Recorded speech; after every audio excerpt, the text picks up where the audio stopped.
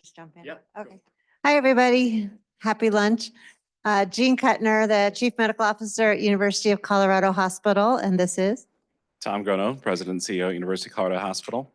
We are here to thank you for all of the things that you do on a daily basis to make this a fabulous place to be, a great place to get patient care, to learn, to do research, et cetera. We are a little bit belatedly, but it's part of our rolling National Doctors Day celebration, which if you didn't notice was on March 30th.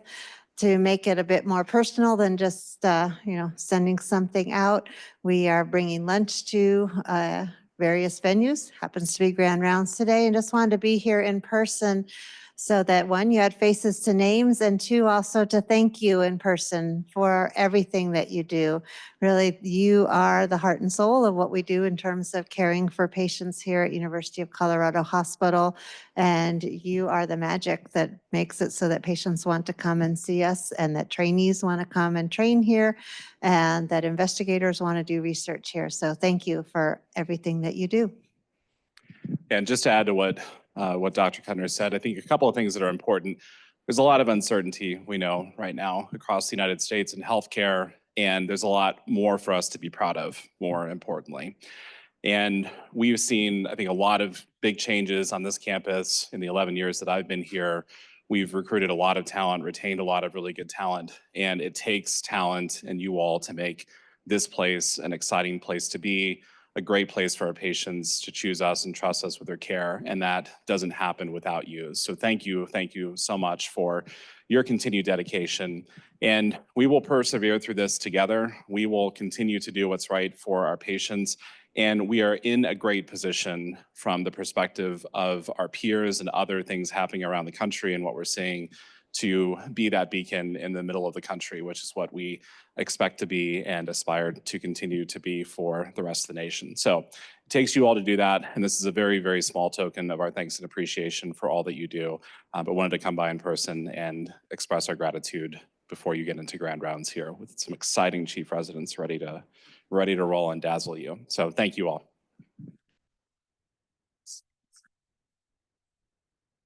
Thank you, Tom and Jean, for the lunch and also your ongoing support for the Department of Medicine and our learners and everything that we do here. We can't do it without our partners.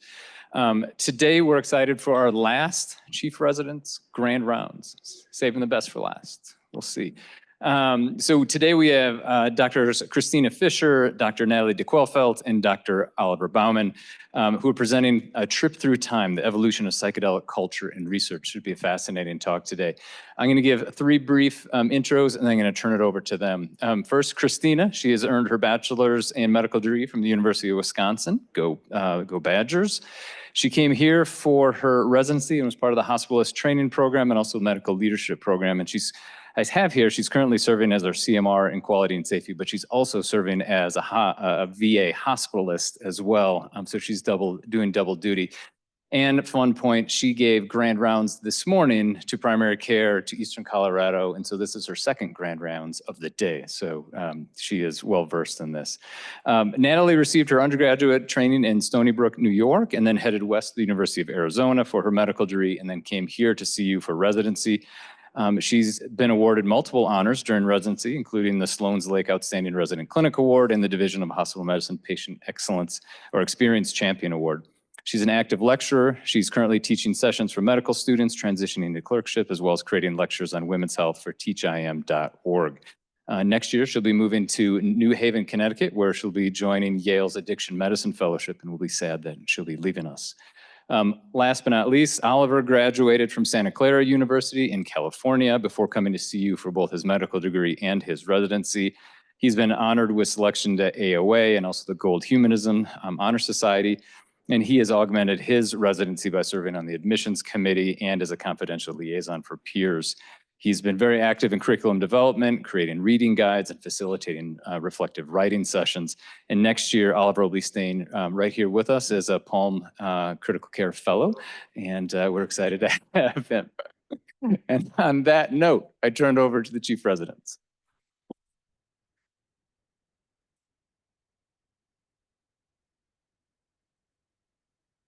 Thanks, Dr. Simeon. So welcome to our Grand Rounds. Thank you for being here. Today, we will take you on a trip through time, speaking about the evolution of psychedelic culture and research. This works. All right, we have no financial disclosures. We do want to take a moment to acknowledge the indigenous communities around the world whose deep relationships with plant medicine and psychedelic substances span thousands of years and inform what we know today. And we are on native ground, and so we just want to be cognizant of the fact that we're going to be talking about substances that they've been using for millennia. Disclaimer, we are not addiction medicine experts yet, and we are neither proponents nor opponents of psychedelics, but we embarked on this journey out of curiosity for what we find is a growing field of research, and we hope that as we go through our presentation, you'll keep an open mind, literally. Our objectives are first to identify cultural factors and government policies that have helped shape what are today kind of skeptical attitudes in the medical community towards psychedelics. We'll examine how changes in legislation over time have posed challenges to conducting high-quality research. We will also describe patterns of use for 3 substances and their emerging clinical applications. And then we'll close by defining key harm reduction strategies that you can use to discuss psychedelics with your patients in order to reduce physical and psychological harm. You may have heard many different colloquial terms or even different terms in the medical literature used to describe these substances. For our purposes, we're going to use the term psychedelic because we feel like it's more inclusive. And it's from the Greek root, psyche meaning mind, and delos meaning manifesting, out of the idea that these substances, when taken, may reveal previously invisible or hidden contents of the mind. We will be focusing mostly on high intermittent doses that produce hallucinogenic effects, although we will briefly touch on microdosing since that is such a hot topic. There are a myriad of psychedelic substances out there and likely many numerous mechanisms through which they work, but we'll talk about them a little bit as we go through the history, but once we start focusing in on the medical literature, we're going to hone in on these 3, which are MDMA, psilocybin, and LSD. You'll also hear us use the term trip to describe the act of taking a psychedelic substance, and that's because we want to encompass the preparation mindset, also known as set, and setting that go into kind of forming the experience of the person taking it. I will now hand off to Dr. Fisher to walk you through the journey we are about to take. Thank you. So today we're going to go through a journey into the world of psychedelics. And as we unravel the complex history behind these, we hope to show you that emerging research is promising. And as rising interest within the public is occurring, we're seeing more patients already using these substances. So what can we do as clinicians to help protect our patients? Starting out with the popularity.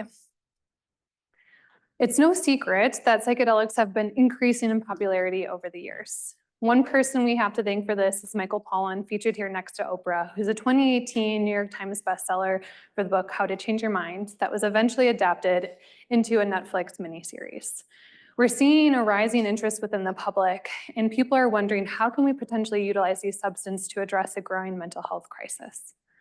But not only are we seeing an interest within the public, we're also seeing an increase in research. This is a graph of PubMed publications of psychedelics over time. We see that there's a lot of variability. However, since the early 2000s, we've seen a pretty significant increase in the number of publications. But before publications can come clinical trials. This is a UC Berkeley map that shows active ongoing clinical trials in psychedelics. We see that they're occurring all across the United States. This is just a graph of the United States, but the reality is they're occurring all across the country or all across the world. We have a couple that are actually happening right here on campus, the University of Colorado, looking at how we can utilize psilocybin in advanced cancer therapy, as well as treatment-resistant depression. I want to highlight Dr. Safety Fisher, an internal medicine physician and palliative care doctor that's leading one of the studies into psychedelics to treat psychiatric distress in late-stage cancer. And academics are becoming interested. We have psychedelic centers popping up all across the country. University of Washington in St. Louis, UC Berkeley, UC San Diego, UC Davis, across the pond in Dublin, Johns Hopkins, and most importantly, right here in Denver, we have our first University of Colorado opening up a psychedelic center last summer. We also are seeing not only increased interest, but increased use. This is a graph from a study from 2021 out of Michigan that's showing over the years, we're seeing a gradual increase in adults utilizing these medications or utilizing these substances. I want to highlight that particularly amongst those aged 19 to 30 years old, in 2021, we saw that 8.1% of individuals were using this. Extrapolating that out, that is millions of individuals utilizing these substances each year and growing. But what does it look like in Colorado? Well, in Colorado, about 3.1% of individuals, or approximately 140,000 Coloradans, have used psilocybin in the past year.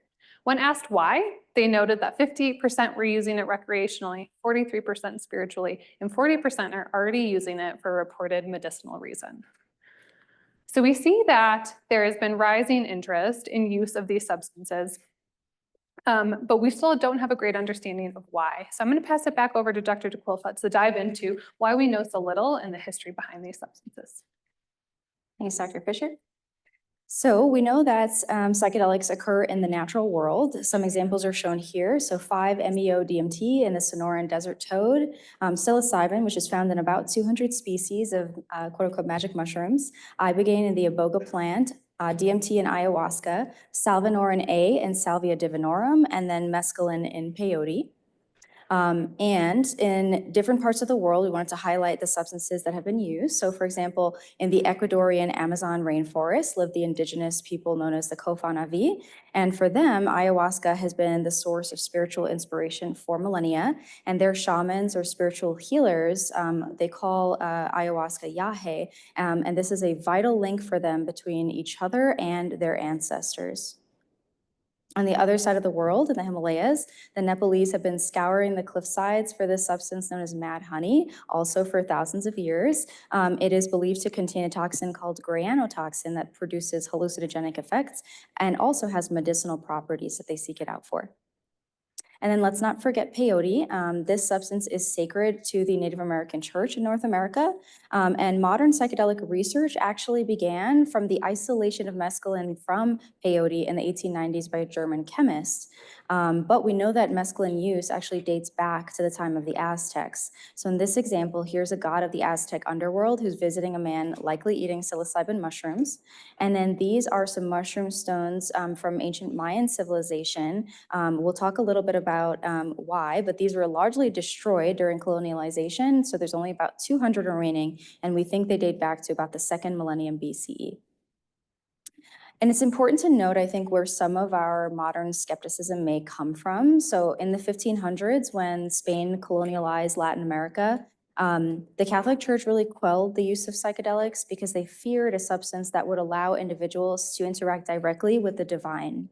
And so their concerns over witchcraft and paganism really overrode any intellectual curiosity they could have had over how these substances might have worked. And it would be several millennia before our own medical community became interested enough to start to look back at these substances.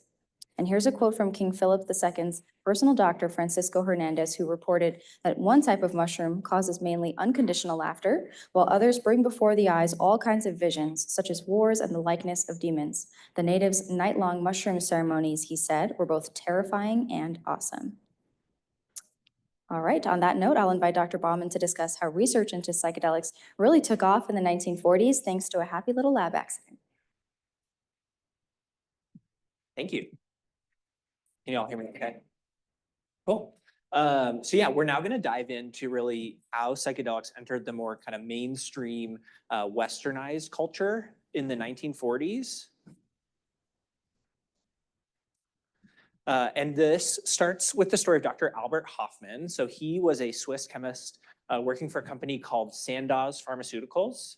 He actually initially synthesized LSD in 1938 while attempting to develop a respiratory stimulant. And I think for better or for worse, depending on your perspective, it was not effective in that realm. He put it aside, but then 5 years later, in 1943, he had this sort of premonition that he needed to revisit this chemical. And it's believed that while he was working with it that day, he accidentally ingested some of it because when he got home that day, he was feeling dizzy. He had some, vivid colors that he was seeing. And he made the very bold decision 3 days later to intentionally ingest the substance and see what the effects were. He took what he thought was a modest dose, 250 micrograms. What we now know is about 10 times the dose needed to produce hallucinogenic effects. So much, much braver than me. It was on his bike ride home where he started to experience the psychedelic effects of LSD. And he wrote about that experience: "I lay down and sank into a not unpleasant intoxicated-like condition. Characterized by an extremely stimulated imagination, I perceived an uninterrupted stream of fantastic pictures, extraordinary shapes, with intense kaleidoscopic play of colors." And so the product of this discovery was pretty profound. There were a few things that came out of this. So within the psychedelic community, the anniversary of this discovery has been hailed as Bicycle Day, and it's something that is celebrated. But within the broader scientific community, the implication that just small amounts of a molecule could have profound impacts on mood, on behavior, on perception, really colored and refined our understanding of neuroscience. And what happened was Sandoz Laboratories began sending LSD all across the world for scientists to begin performing experiments with this. And so this is kind of that initial onslaught of research into psychedelics. So that was one key moment in this time period.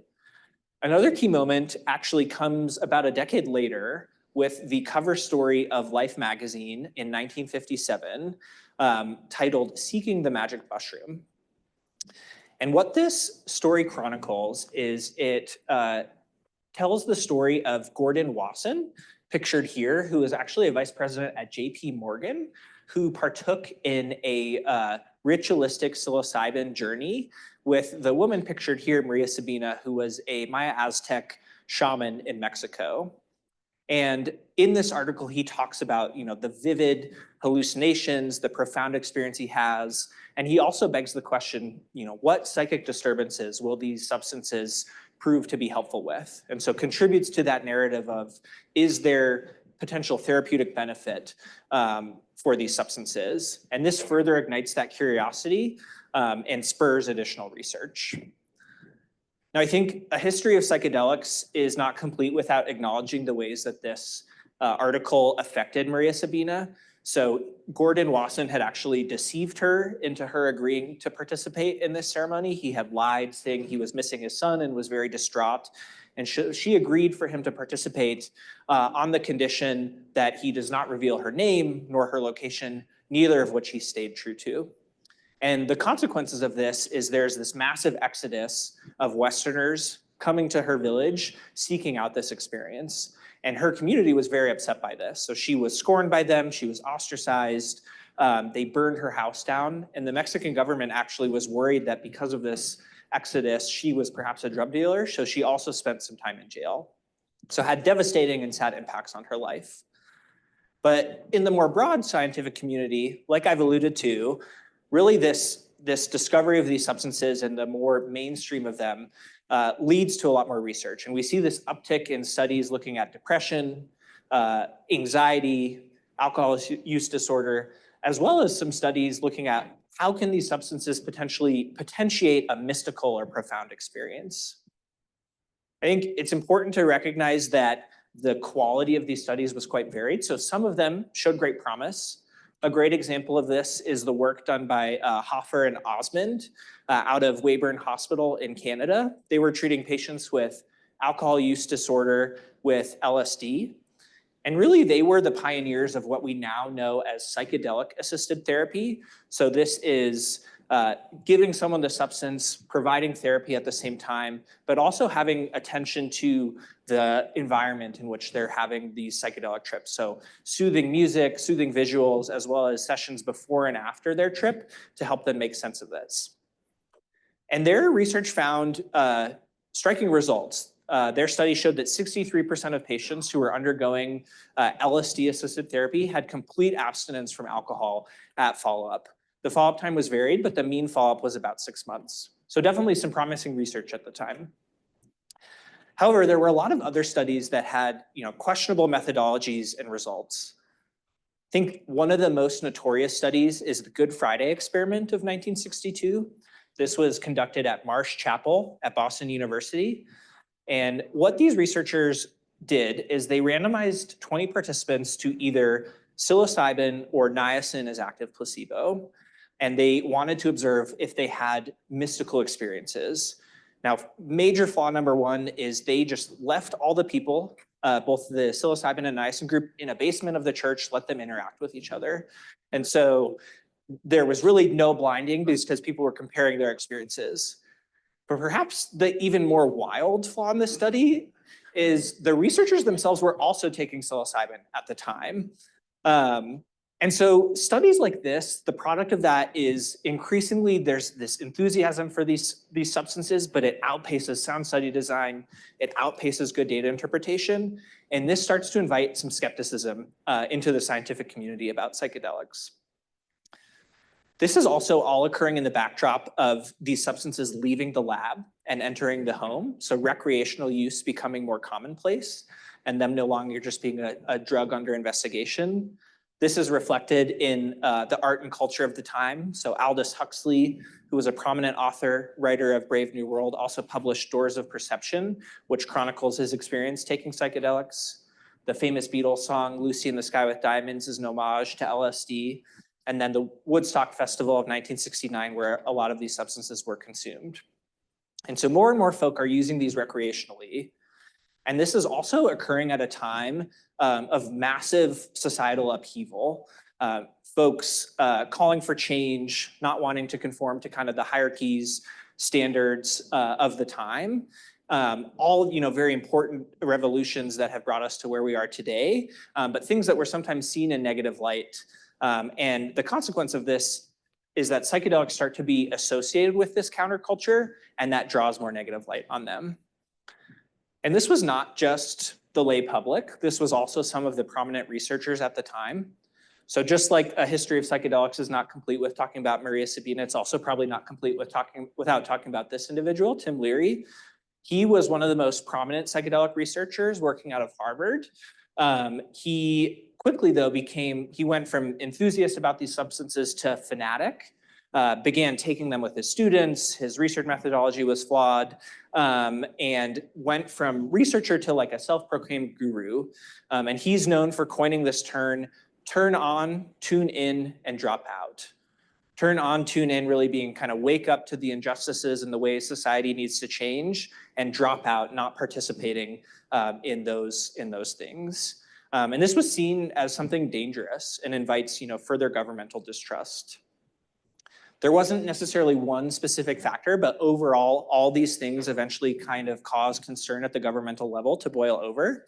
And this causes them to respond with legislation that both regulates and restricts these substances. And Dr. Fisher is going to talk about the details of that.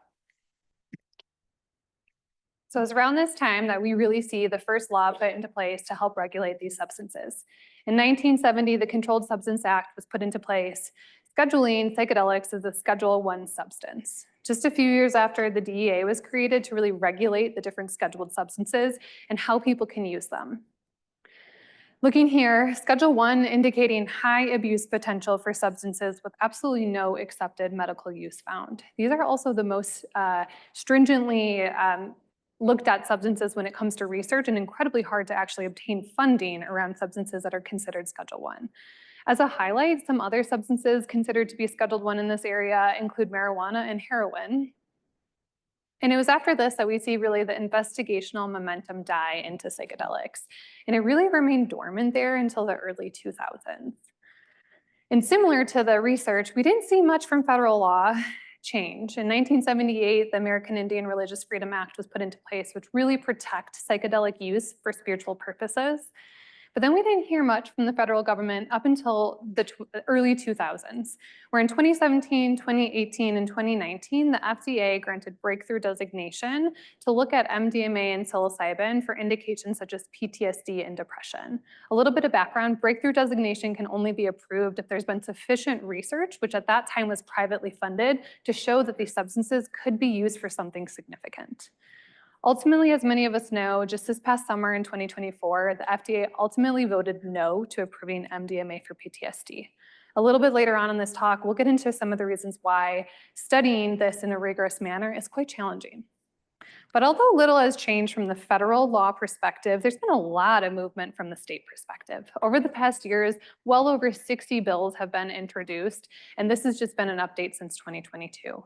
A lot of these bills are looking at psilocybin specifically, MDMA, and then also looking to legalize this. I'm going to take a quick look at kind of the state level law within the 2 states that have been leading the way, which is both Oregon and here in Colorado. So in 2019, Denver had actually decided at that time to decriminalize psilocybin. The year after Oregon was when they voted to decriminalize and legalize psilocybin. In 2021, there was a report put out by the city of Denver that showed that there was actually no negative impacts on decriminalizing psilocybin within the Denver community. And it was that following year in 2022 that the Colorado as a state voted to legalize psilocybin, and the Natural Medicine Advisory Board was created to create these healing centers. These would be centers where individuals who are 21 years or older could go to receive therapy plus natural medicines, which at this time is psilocybin. Just this past December, they started actually accepting applications to these centers, which included not just the administration of the psilocybin, but also centers that would be creating psilocybin and then centers that would be quality testing the psilocybin as well. And just this past March, the first license was granted to a healing center in Denver that is yet to open. So as we've seen, there's been a lot within the popular culture as well as the political landscape that has changed, that has lended its way for increasing research in this area. So now what we like to do is spend a little bit of time talking about what research is out there and what do we know so far. I want to make a caveat, this is not exhaustive of all different psychedelics being studied, but really is intended to be a glimpse into 3 of the most prominent ones that are being discussed today, which include MDMA, psilocybin, and LSD. And to tell about these substances, we like to use a few cases. The first one is a 57-year-old veteran with severe PTSD that he has been managing for over 20 years. He's tried everything out there, but continues to experience debilitating flashbacks, nightmares, and hypervigilance that's affecting his daily life. He comes to you seeking alternatives, saying he'll try anything. In particular, he's interested in hearing about psychedelics, which have been found to be helpful in some of his other veteran friends. We use this case to discuss MDMA. What is it? It's a synthetic drug, so made in the lab, that works through serotonin, dopamine, and norepinephrine pathways. Studies on study subjects have shown that it can modulate fear, memory reconsolidation, and then also promote openness and pro-social behavior. I'd like to take a look into a little bit deeper into one of the studies that was put out, and this is actually a study that was utilized to review whether the FDA was going to approve MDMA. So within this study, they were looking to evaluate the efficacy and safety of MDMA-assisted therapy versus placebo with identical therapy in participants with moderate to severe PTSD. The study subjects were those exactly that, 18 years and older, moderate to severe PTSD, has to be going on for at least 6 months. In the intervention arm, these subjects received MDMA-assisted therapy over 3 8-hour sessions that occurred about a month apart. The placebo or the control arm had inactive placebo with identical therapy at identical spacing. The outcome that they were measuring was really changes in this clinician-administered PTSD scale. So what did the data show? We had 53 participants enrolled in the MDMA arm and then 51 within the placebo arm. About a quarter had moderate PTSD and 3/4 had severe PTSD. And we see in this graph, the x-axis showing the baseline CAP scores, and then the scores at session 1, 2, and 3. The blue line is the placebo, and the red line is the MDMA therapy. And we see that the MDMA-assisted therapy lowered CAP scores by 24 points from a baseline of 40 relative to 15 in the placebo group. One of the things I walked away with was, is this clinically meaningful? This is another graph that they showed. The blue is the placebo group, and then the red is the MDMA-assisted therapy group. The gray are individuals that were non-responders. The light colors were responders, indicating that they had a reduction in CAP scores of 10 points. The medium color were those that actually were in remission, or not remission, but no longer met diagnosis criteria for PTSD. And then the darker colors were ones that they deemed to be in remission, which was both a loss of diagnosis as well as a CAP score of less than 11. And we see, looking at the MDMA-assisted therapy, that they have a higher proportion of individuals that were both responders, had a loss of diagnosis, and were considered to be in remission relative to the placebo plus therapy group. Taking a look at really what is the literature out there looking at the PTSD, and how MDMA, psilocybin, and LSD can help. We will come back to a similar slide to this when we talk about the other substances. But we see that for MDMA, there is efficacy and potential efficacy in treating PTSD. This has actually been a fairly robustly studied area. When we put studies, we really are indicating what is the quantity. We're not going to go into kind of the quality of studies.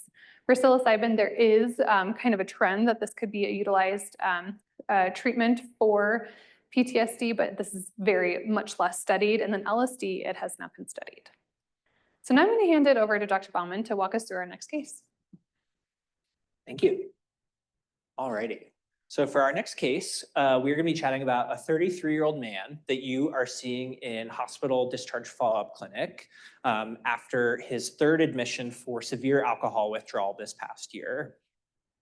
He tells you that he has tried acamprosate, has tried naltrexone, has tried disulfiram.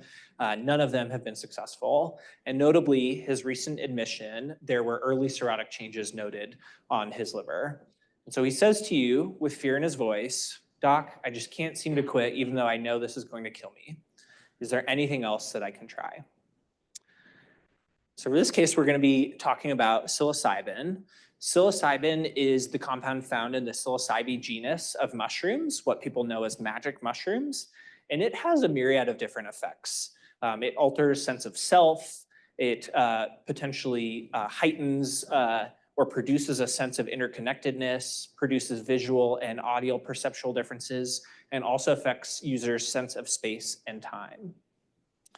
And the study that we're going to be looking at is a phase 3 randomized controlled trial that sought to answer the question of, in adults with heavy alcohol use, does psilocybin-assisted therapy reduce alcohol use better than psychotherapy alone? This was a small study of 95 patients. They were aged 25 to 65. All had alcohol dependence per DSM-4 criteria. And to be included, they had to have at least 4 drinks or 4 heavy drinking days prior to study enrollment. The intervention arm, everyone received weekly psychotherapy, but these folk also received 2 psilocybin-assisted psychotherapy sessions. And then in the control arm, they also got that same weekly psychotherapy, but for their medication-assisted psychotherapy sessions, they received active placebo with diphenhydramine at a dose of either 50 or 100 milligrams. And primarily what the study looked at was their % of heavy drinking days. And what it found was that overall, there's potentially some promise with psilocybin. So this shows that those in the psilocybin group had less heavy drinking days overall compared to the placebo group. They also had more days of complete alcohol abstinence compared to the diphenhydramine group. And overall, they reduced their average alcohol intake compared to the placebo group by about 1 drink per day on average. So some positive findings, all of which were statistically significant in this study. To summarize the landscape of literature in alcohol use disorder, we know this is but one example of it showing efficacy for psilocybin. There have also been studies in LSD that show efficacy, with the caveat that a lot of these are from the 60s and 70s, and so maybe a less robust literature base. And there is some ongoing research in MDMA, but nothing that has said conclusively yet that it is efficacious, and so still an area of interest. And with that, I'll pass it over to Dr. DeQuilfel for our third case. Thank you. So for our third case, we'll be talking about serious medical illness and existential distress. So we have a 48-year-old woman with stage 4 breast cancer and chronic pain secondary to chemotherapy and metastatic disease. She's tried many different therapies, but she still has constant pain, hopelessness, and intense anxiety about her future. And she comes to you because she's interested in exploring psychedelic therapy because she's heard that it could be useful in the palliative care space. So we're using this case to discuss LSD, which is a semi-synthetic serotonergic hallucinogen that is derived from ergot fungi. It produces psychosensory changes, intensified affect, and altered cognition, has been associated with novel or broadened interpretations of the self with relations to others and objects, and may also increase prosocial behavior and give the user a sense of catharsis and relaxation that can be useful in certain settings. And as Dr. Fisher alluded to, there's really a paucity of data when it comes to LSD, especially in the last few decades. And so for this case specifically, we decided to take a look at a systematic review. And this is from 2022. It covers 20 studies, half of which were done in the 60s and 70s. And then the other half was more recent, with the last study being in about 2015. They looked at what evidence is there on the effects of psychedelic-assisted therapy for patients diagnosed with serious illnesses. Most of the patients in the study had cancer. They used psychedelic-assisted therapies as well as other pharmacologic and psychotherapeutic adjuncts, which we'll talk about. And then as far as their control, they either used a low non-hallucinogenic dose of the drug or placebos of various kinds. And then they looked at the control of physical, psychological, social, and spiritual symptoms. In these psychedelic drug dosing sessions, they lasted about 6 to 14 hours and included pre-selected music. They had a therapist on hand to provide psychotherapy, and they also had monitors who could intervene medically should there be the need to. And then these patients also received 1 to 2 hours of psychotherapy the following day for 1 to 2 hours. And then what did they find? Well, physically, there were decreased distress related to pain and sleep. Psychologically, they found reduced emotional distress, including anxiety, depression, fear, and worry. They found improved mood, increased relaxation, and notably reduced cancer-related psychological and existential distress.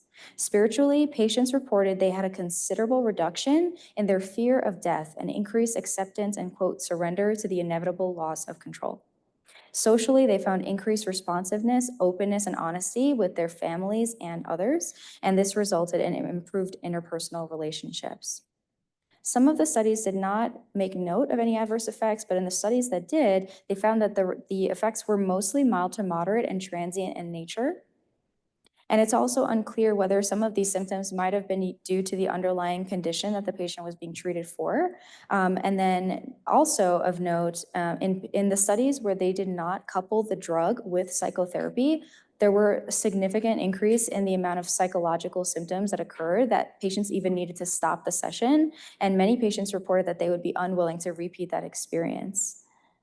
And those who did receive psychotherapy the following day noted a decreased score for their adverse symptoms. So I think this just goes to highlight the fact that really the way this has been studied and likely will be studied going forward is by coupling the drug with psychotherapy. And to present a similar schema, looking at broadly at the data for each of these substances for serious medical illness-related anxiety and depression. We talked about LSD. Psilocybin also has pretty robust literature that suggests a positive effect. And then for MDMA, really, there's only a small pilot study, so a little bit too early to say. So next, I'll be handing back over to Dr. Bauman to talk about why we don't have more robust data. Thank you.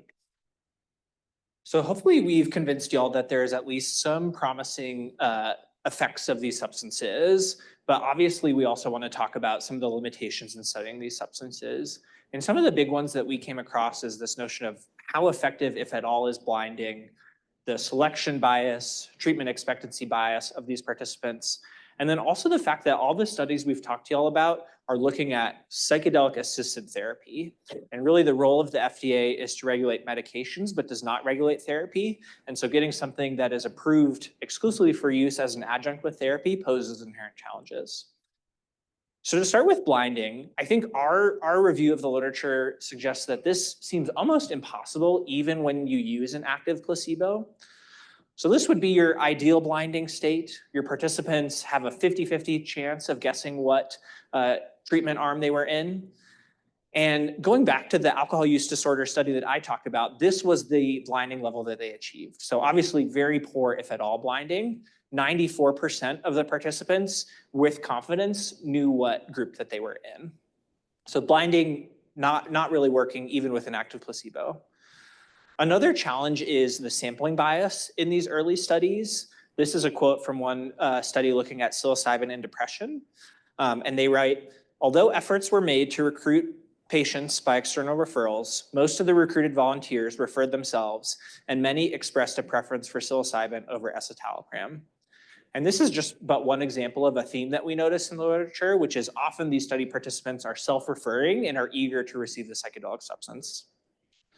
And lastly, there is treatment expectancy bias in a lot of these studies. So the MDMA trial that Dr. Fisher referenced, about 40 to 50% of patients in that study had used MDMA prior. And so having prior experience with the substance is potentially coloring the positive results of these studies. It was for these reasons, blinding, selection bias, as well as treatment expectancy bias, among others, that the FDA ultimately decided to not approve MDMA for PTSD last year. I think in grappling with these limitations, our group, we found ourselves kind of thinking two questions. One was sort of this idea that if we can never actually achieve blinding, does that mean that we will never have results that are trustworthy? And then like we talked about, the way that these substances work is through creating this profound experience in the user. But at the end of the day, that was happening because of a chemical compound. And so we found ourselves asking, does the fact that it's a chemical potentiating this experience invalidate the significance of that experience? And we might just be Harry Potter nerds, but we found ourselves thinking about this moment from the last Harry Potter movie where Harry has died and is at King's Cross Station. And he says to Dumbledore, "Is this all real, or is it just happening inside my head?" And Dumbledore replies, "Of course it's happening inside your head, Harry, but why should that mean that it's any less real?" And I think we share this quote just to make note of the fact that yes, there are these limitations in terms of how we can make sense of this data, but at the end of the day, there are patients who are deriving real benefit from this, and that we have to take seriously. So with that, I'm going to pass it over to Dr. DeQuillfelt to talk a little bit about microdosing. Thank you. So this is not going to be a very exhaustive review of microdosing, but we wanted to bring it up just because this is something that you are going to hear about, your patients might ask you about, and so we wanted to provide a little bit of information on it. So what is microdosing? It is essentially repeated administration of low doses of psychedelics, usually LSD and psilocybin, that are not meant to produce hallucinogenic effects. Why would somebody do this? Well, there's some belief that this might improve mood, creativity, concentration, cognition, productivity, and empathy, as well as reduce anxiety, stress, and depression. What doses are taken, it's really hard to know because of the illegality and lack of regulation on these substances. There's also no universally accepted definition of what microdosing is, but out in the community, people typically report at 1/5 to 1/20th of a recreational dose, and these were the doses of LSD and psilocybin that have been reported in the literature. There have been a couple of studies that looked at the effects of microdosing. One that looked at LSD showed positive results on overall sleep and REM duration, improved mood, empathy, increased tolerance to pain, but did increase blood pressure. And there was actually little to no effect on cognition and creativity. A study that looked at microdosing psilocybin found increased in mood as well and subjective creativity, but there was actually a small decrease in cognitive abilities, which were based on the ability to complete a test. And so I do want to then move into harm reduction. So how can we talk about these substances with our patients? Well, as a PCP, I often worry about what happens to my patients when they walk out the clinic door and I have no control over what they're doing. But the good news is that psychedelics seem to be generally safe when taken in reasonable quantities. And that doesn't mean that people have not been harmed. I think taking higher doses in unsafe situations such as driving or hiking can create some dangers. But I think with a little patient education and preparation, we can go a long way to reducing these harms. And the truth is that they do have harms, right? And so some of the physical side effects that we've alluded to before, especially in MDMA, are hypertension and tachycardia, and we did see hypertension as well in LSD. And then physiological side effects aside, there's also psychological side effects. So people can have increased anxiety. People have talked about fear, paranoia after taking these substances. However, at the same time, we're using these substances to treat certain mental health conditions too, so it's hard to know which came first.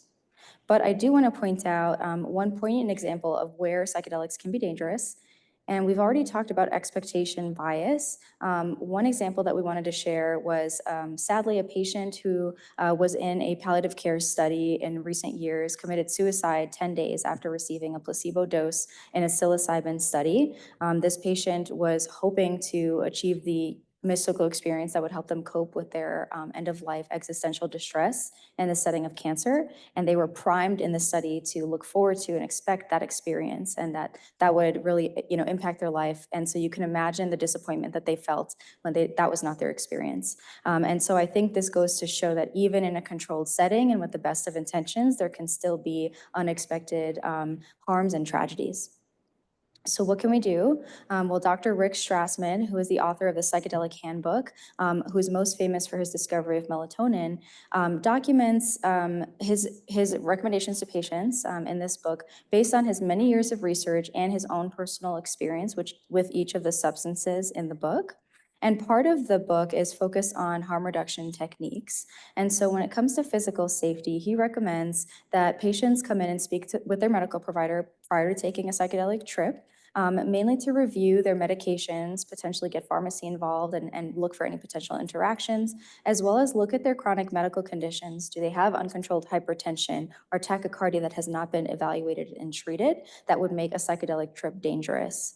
Planning meals can reduce GI side effects. For example, if you're going to use a short-acting substance, maybe going into the experience fasting and then avoiding overeating afterwards. Avoiding concurrent substance use, because mixing can of course be harmful, and that also includes caffeine and nicotine.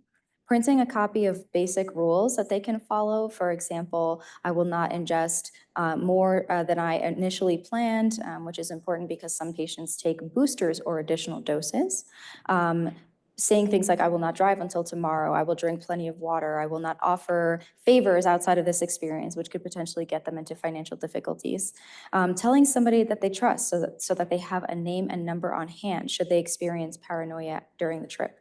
Having a non-intoxicated companion with them who can look out for them in case things go wrong, and also setting their travel and lodging logistics ahead of time so that they don't find themselves in an unsafe situation. In terms of psychological safety, Dr. Strassman recommends mentally preparing themselves. You're about to take a substance that is going to alter your mind. Therefore, you want to know your mind, set your intention ahead of time, such as you would before a meditation or yoga experience, for example. Get to know your sitter. What is their experience and training level? Where are they sourcing their substance from? And what is their motivation in being a sitter? If the sitter cannot answer those questions or is unwilling to, that should be a major red flag. Deciding on the setting, indoor versus outdoor. Outdoor trips might increase nature appreciation, but they're also fraught with unexpected circumstances. So how would the person's experience change if it suddenly started to rain or something like that? Deciding whether they want to be in a group or solo. So if they're in a group, who are the members of the group? Has everyone agreed to not have aggressive or sexual behaviors during the session? What kind of help is available, and how do I let people know if I need help? Deciding on music versus silence, this can actually really color the experience of the person. And there was one example of a patient in a psilocybin-assisted therapy study where they said really the music was what drove their whole experience and allowed them to achieve the mystical experience. But silence could be equally powerful. Deciding on what kind of visual input they want. Are they going to wear eye masks in order to reduce overstimulation, or do they want to have visual aids such as family photos or religious statues? We do have a tip sheet here if anyone wants to save it. And this basically summarizes all of these recommendations from Dr. Strassman so that you can share that with your patients if you'd like to. And with that, I will like to hand over to Dr. Fisher to summarize the journey that we've just been on. I hope you all enjoyed the journey that we took you on, diving into the world of psychedelics. During our talk today, our aims were to identify the cultural factors in government policies that have shaped attitudes, particularly skeptical attitudes around psychedelics. We examined the legality, both on a federal and local level, as well as challenges that we might experience with research in these substances. We described patterns of use and emerging clinical applications, and finally, we defined harm reduction strategies that we all can use. I hope that you guys all take away from this talk that psychedelics have a really long and complex history, and the political landscape is changing every day. Emerging research is promising, but obviously kind of hard to do on a high, rigorous level. But as clinicians, we must be prepared to provide informed guidance and support to our patients who are increasingly utilizing these substances regardless of the federal status. We have a lot of people to thank. These are just a few of them that have helped us developing and curating this talk. We would not be able to do this without them. We would like to thank you all for your time and attention and open it up to any questions.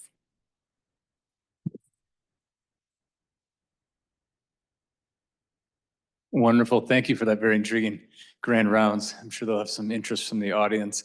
I'll get it warmed up with a question is, at the beginning of the talk, you showed all these different centers for psychedelic research and a ton of interest in that. Where do you think the research is going? And can you forecast what we'll see in the next 5 years with all this research kind of forthcoming? And what are you excited about? Yeah, I think that's a really great question. I think a lot of the research is still in terms of performing high quality studies with those medications that we covered, such as MDMA, LSD, and psilocybin, that are particularly looking at how do we address the barriers that ultimately led to the FDA declining approval of MDMA. And so I know actually a lot of different research is ongoing right at this time, looking at some of those barriers and kind of breaking them down, particularly how do we better avoid bias in this population, acknowledging that it's incredibly hard to do. But the other big concerns were how do we research these medications at that time, if we're going to be approving it through the FDA, in order to kind of take out that therapy component, which I think will be really interesting because as we highlighted, therapy is an incredibly integral part of this experience. But that is one of the biggest hangups that the FDA says, hey, we don't really manage therapy. And how do we know that what we're seeing is therapy and not intervention?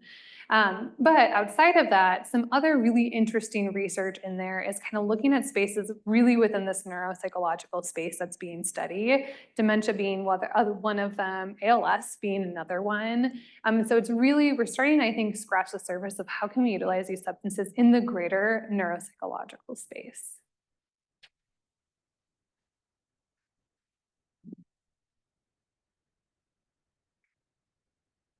Thank you for a very interesting discussion. I know of many of our own patients taking magic mushrooms. Did you say, I'm just going to take some shrooms and stuff like that? I never figured out what they were. So my question for you was with regards to the alcohol use disorder. How long was the follow-up for that? And do we have any idea on how long people have to be on this drug or psychedelic to have a beneficial effect? Is it sustainable? Yeah, I think it's a fantastic question and definitely an area that is unanswered and needs further investigation. So for the study that we talked about, it was follow-up at 36 weeks and seemed to show like durability with the caveat that these individuals were also receiving like weekly psychotherapy up to that 36-week mark and their medication-assisted therapy sessions were at 0 and 4 weeks. But it begs the really good question of how often do people need to reuse these substances? Sorry about that, y'all. Can y'all still hear me? So I think it's something that we need to investigate further and understand better. Really, the alcohol use disorder literature that we came across was all looking at sort of like a less than 12-month mark. And so what is the durability remains an important question for sure. So very nice presentation. I just had a question about how can you ensure community safety? I can understand if you employ the physical safety tools that you suggested and the psychological safety tools that you suggested in the context of, say, a research study or something, it might be relatively safe there. But if you legalize this, as we've done, for community use and whatnot, how can you ensure safety from a community perspective? How do you keep the person that's using it at home or something from getting behind the wheel of a car or picking up a weapon and harming someone else? Oh. Yeah, I think that's a really good question. And I think, Dr. Fisher highlighted, the report that came out of at least the city of Denver that looked at the safety a year after psilocybin had been legalized, and we didn't really see any, decrease in public safety. However, I think generally when looking at any substance, like you said, getting behind the wheel of a car, I think it needs to be treated just like any other you know, with regulations on alcohol, for example, and similarly with marijuana. And I think that's just going to be added to one of the things that we have to be counseling patients on. And, you know, asking specifically about psychedelics when we're in the clinical space, so that we can try to provide these harm reduction strategies, not only for the person's safety, but also for public safety. I also just want to highlight one of the interesting things that I learned kind of throughout this process is that the legalization of psilocybin within the Colorado space in particular was really restricted to those healing centers. So not legalizing use similar to marijuana, or if you're 21 years or older, you just go buy it and take it home, but really has to be administered within this like regulated space. And so I think it's a great question. And I think we're learning a lot about how things are going in Oregon. And what I realized in my research is actually they've had very little public safety events with legalization at Oregon with a similar kind of setup as what we're proposing to happen here in Colorado. But I think a great question. Hi, thank you for a fantastic talk. I am interested in thinking more about psychedelic-assisted psychotherapy in general, and particularly with the, there's some research that suggests that, you know, use of psychedelics, particularly like LSD, can increase the risk of other psychedelic issues revealing themselves, or underlying psychedelic, or not psychedelic, excuse me, but underlying neurological conditions, and, you know, things like schizophrenia and bipolar disorder. And so with that, is there a, you know, concern regarding using psychedelics in the psychotherapy, and particularly amongst people who may have, you know, already be at higher risk of these comorbid mental health difficulties? Yeah, so one of the things that is helpful in terms of, you know, Michael Pollan, who we alluded to, and others who are in the public space and like kind of raising awareness about psychedelics, is that they give that caveat that if you are at a risk for any underlying mental health conditions, or have a strong family history or predisposition, you should proceed with extreme caution and perhaps not even try these psychedelics. And we think that the reason is their role in the serotonergic system. Kind of similar to antidepressants, we sort of screen for underlying bipolar disorder prior to prescribing. And so I think that's like one thing we'll have to pay attention to. Something else. Yeah, I think the way I think about this question is, I think this is maybe where the utility of understanding the history of psychedelics is of vital importance, because in the 60s, it was sort of treated as this panacea of like, anyone who uses this will get better. And I think like the studies that you're referencing have shown, like these are not benign tools, just like nothing we do in medicine is benign. A lot of the studies that we presented actually had like history of psychosis as an exclusion criteria. So I think history maybe teaches us that we need to be tempered in our enthusiasm with these, and think about them as a tool the same way we do all our other medicines, and think about who are the people that can receive these, and who are the folk that the risk is too high such that you can't receive it. You know, just like GLP-1s, it feels like they should be in the water, but there's obviously like certain folk who just like they can't get that medicine. And so maybe psychedelic assisted therapy will be the case for certain individuals as well. Terrific. And with that, I think we'll call it to a close. Thank you for a tremendous grand rounds.